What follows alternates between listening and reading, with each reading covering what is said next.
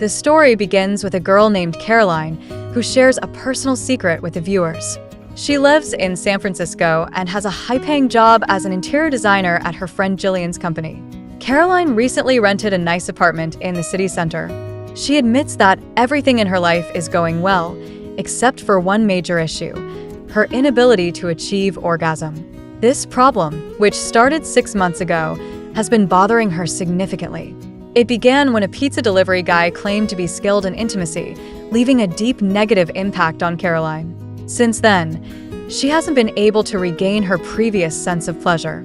However, there's another issue with this apartment: her noisy neighbor, who brings a new girl home every night, causing constant disturbances. One morning, Caroline spies on her neighbor through the peephole and sees him saying goodbye to a very overweight woman. Before the night is over, he brings home another girl who, for some unknown reason, makes cat-like noises during their time together. These sounds deeply unsettle Caroline's cat, causing her further distress. Exhausted by the situation, Caroline shows up to work every day looking tired and sleep-deprived. She shares her frustration with Jillian, complaining about her neighbor's behavior. But Jillian, who previously lived in the same apartment, claims she never had such issues.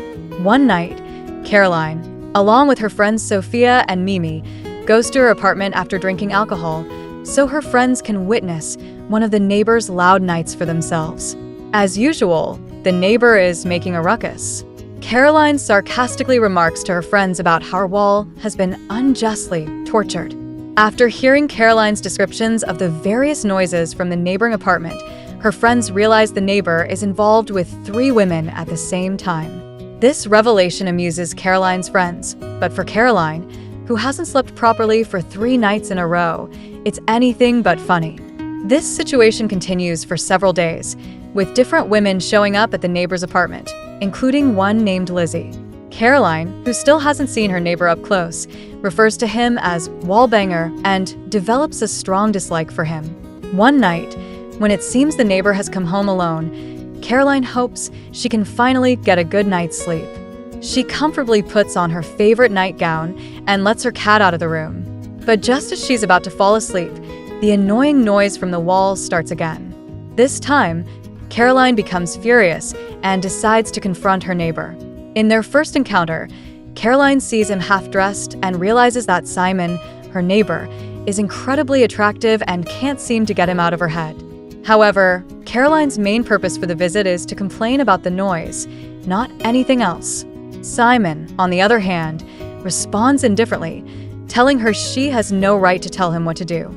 He even mocks her, saying that if she can't hear him, why hasn't he ever heard her? Perhaps because no one's willing to step foot into her room. The next day, Caroline talks to her friends about how attractive her neighbor Simon is. At a party hosted by Jillian, Caroline unexpectedly runs into Simon again. It turns out he is one of Jillian's close friends. Caroline's friends mistakenly refer to Simon as Wallbanger in his presence, a nickname Caroline had given him. This angers Simon, as he doesn't understand why he's been called such a name.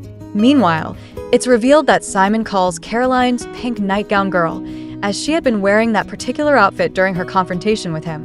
Later, Caroline and Simon step into the garden and have a conversation. During this, an argument erupts between them, and a frustrated Caroline slaps Simon.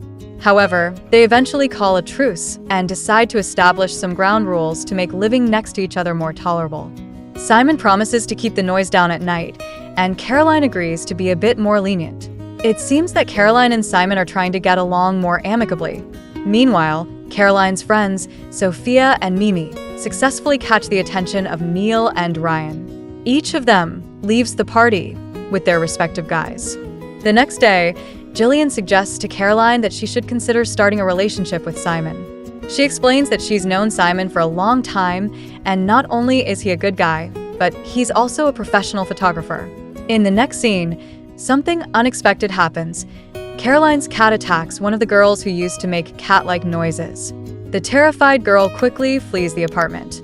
Meanwhile, the overweight girl notices the growing connection between Caroline and Simon. While Simon is away on a trip to Ireland, Jillian gives him Caroline's number. The two stay in touch via text messages throughout his trip, and after Simon returns, their relationship evolves from hostility to friendship, becoming closer day by day. They even start spending nights together, though they mutually agree to remain close friends and nothing more. On a weekend getaway, Caroline and Simon, along with their friends, go to Ryan's private cabin. They spend their time playing guitar, having heartfelt conversations, and hiking through scenic nature trails. During this trip, Caroline and Simon's relationship remains firmly in the realm of friendship. One evening, during a wine-fueled hangout, they decide to play a game of truth or dare. While playing, Caroline notices the awkward tension and lack of chemistry between the couples. She bluntly suggests that Mimi and Sophia should swap boyfriends, as their current relationships aren't working. Following her advice, Mimi and Sophia leave the hot tub with their new partners, leaving Caroline and Simon alone. At this point, the feelings between Caroline and Simon begin to intensify, and it seems like a pivotal moment is about to unfold.